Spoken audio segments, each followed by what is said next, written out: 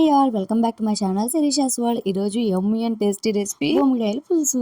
సింపుల్గా టేస్టీగా విలేజ్ స్టైల్లో అయితే ఈరోజు బొమ్మిడాయల పులుసు అయితే మట్టి కొండలో చేయబోతున్నాం. ఈ బొమ్మిడాయల్ని ఎలా క్లీన్ చేసుకోవాలో కూడా చూపిస్తాను. ఫస్ట్ అయితే ఇలా ఇసుక మీద చూపిస్తున్న విధంగా రబ్ చేయాలి. చేస్తే మనకి పైన పులుసు అంతా పోతుంది. ఇప్పుడు ఇలా చూపిస్తున్న విధంగా కట్ చేసుకోవాలి. కింద టేలు హెడ్ అయితే తీసేసి మధ్యలో ఒక చిన్న ఘాట్ అయితే పెట్టి మొత్తం లోపల ఉన్న వేస్ట్ అంతా కూడా తీసేసుకోవాలి. ఇలాగే మిగతా చేపలన్నీ కూడా ఇలాగే చేసేసుకొని నీట్గా వాష్ చేసేసుకోవాలి. ఇలా వాష్ చేసుకున్న దాన్ని పక్కన పెట్టుకొని ఇప్పుడు ఒక మట్టి కుండనైతే పెట్టుకొని అందులో ఆయిల్ అయితే వేడి చేసుకోవాలి. ఆయిల్ వేడెక్కగానే ఉల్లిపాయలు పచ్చిమిర్చి అయితే వేసుకొని బాగా ఫ్రై చేసుకోవాలి. ఇవి బాగా ఫ్రై అయిన తర్వాత కూడా వేసుకొని బాగా ఫ్రై చేసుకోవాలి. ఇవి బాగా మగ్గిపోవాలండి.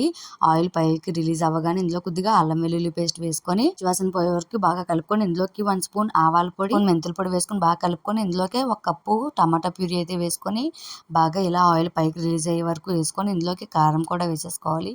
రుచికి సరిపడా కారం, ఉప్పు కూడా వేసుకొని ఇలా కలుపుకొని ఇందులోకే మనం ముందుగా క్లీన్ చేసి పెట్టుకున్న చేపలన్నీ వేసేసుకొని ఒకసారి బాగా కలిపేసుకోవాలి. ఇందులోకి మనం చింతపండు రసం అయితే వేసుకొని ఇలా మొత్తం కలిపేసుకొని మనకి రుచికి సరిపడా సాల్ట్ అది కరెక్ట్గా సరిపోయిందో లేదో చూసుకోవాలి. సరిపడా వాటర్ అయితే వేసేసుకొని బాగా మరిగిన తర్వాత స్టవ్ ఆఫ్ చేసుకునే ముందు కొత్తిమీర వేసుకొని సర్వ్ చేసుకుంటే yummy and tasty village style బొమ్మిడాయల పులుసు అయితే రెడీ అండి. చాలా బాగుంటుంది. రెసిపీ అయితే ఖచ్చితంగా మీరు ట్రై చేయండి. మట్టి కుండలో లేని వాళ్ళు నార్మల్గా కూడా ట్రై చేయొచ్చు. బట్ మట్టి కుండలో చేస్తే ఆ టేస్టే వేరు. ఈ పులుసు అయితే ఇంత థిక్నెస్గా ఉంటే చాలా బాగుంటుందండి. వీడియో కానీ నచ్చినట్లయితే లైక్ చేయండి, షేర్ చేయండి, సబ్స్క్రైబ్ చేసుకున్న ఛానల్ని.